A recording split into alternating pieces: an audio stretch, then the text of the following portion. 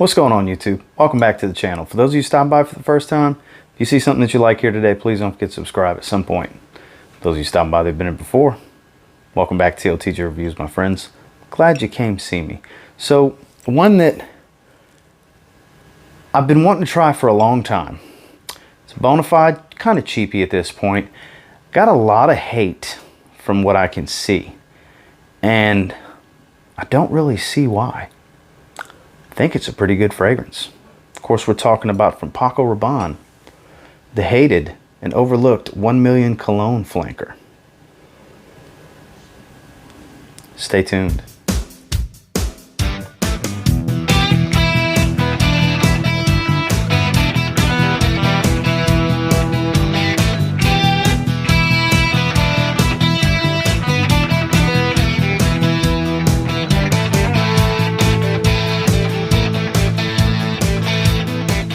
That's right, Paco Rabanne 1 million cologne. You know, it's very hated. And let's cover my thoughts and let's go ahead and take a look at the presentation. Now, I did make changes to my rating system. Presentation is no longer in there. We'll just cover it at the beginning, but now it's just scent quality, longevity, and projection to factor into the overall score, because I find presentation can sometimes juice a fragrance rating, and I don't want to do that anymore. So let's take a look at this presentation. So this is a tester bottle. Obviously this is a tester box. So logo on top, batch code information, nothing special, basic little box. And when it comes to this bottle, has that translucent look. You can see it says tester with the batch code etched into this, because actually on the back you can see where it says that it's actually see-through.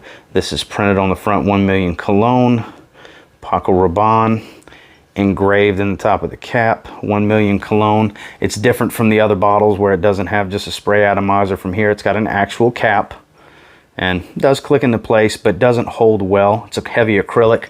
I would not pick this up by the cap. And then very far shooting atomizer. Man.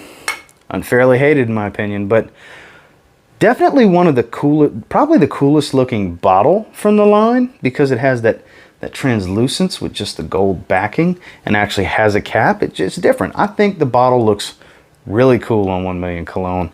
But let's get into what I think about the fragrance itself. This was sent to me by our friends over at 7fragrance.com. They wanted to collaborate once again because they had such a good time with the response from everything last time. Once again, I'll have 7 Fragrance linked below if you want to check out their website.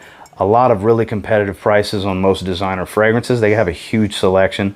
Definitely check them out on Instagram or from their website down below.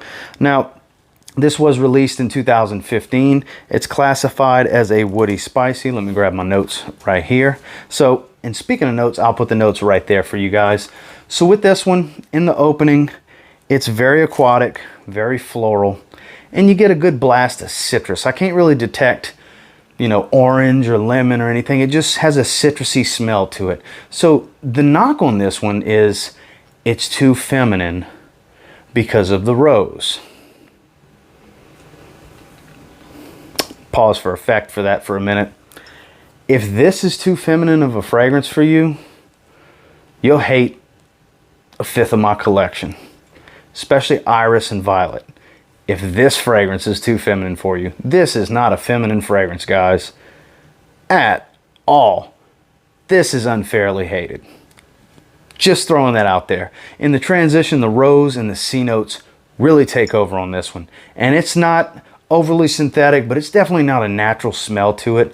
The C notes don't really add a saltiness to it. It's got that aquatic marine feel without being salty seawater.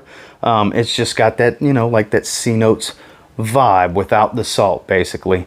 And you're gonna get a little bit of powder in the dry down, and then the deep dry down is a lot more powder. The C notes kind of hang out throughout from the tonka bean. The leather just kind of comes in just a little bit there at the end. It doesn't really rear its head much, but in that transition and early dry down, it's really rose and C notes heavy.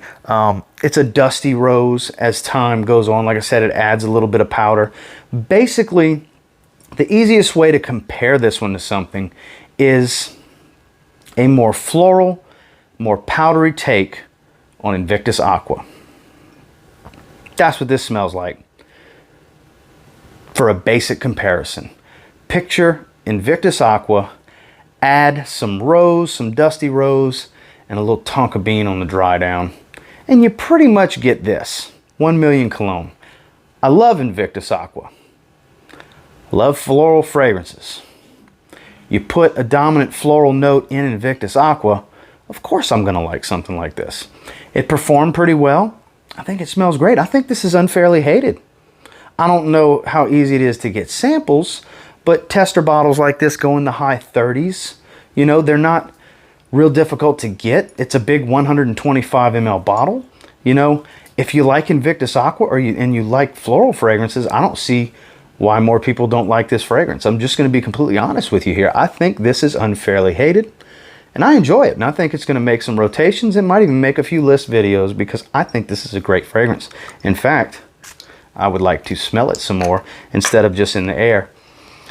So with the scent on this one, I think it smells like a floral, more powdery Invictus Aqua. So naturally the scent's going to get an 8 out of 10. Now in longevity, I did get every bit of 7 hours with it, which is right in that above average range, you know. 6 I would call right average. 5 to 6 is average. 7 is going to be above average, with 8 being good to really good, you know.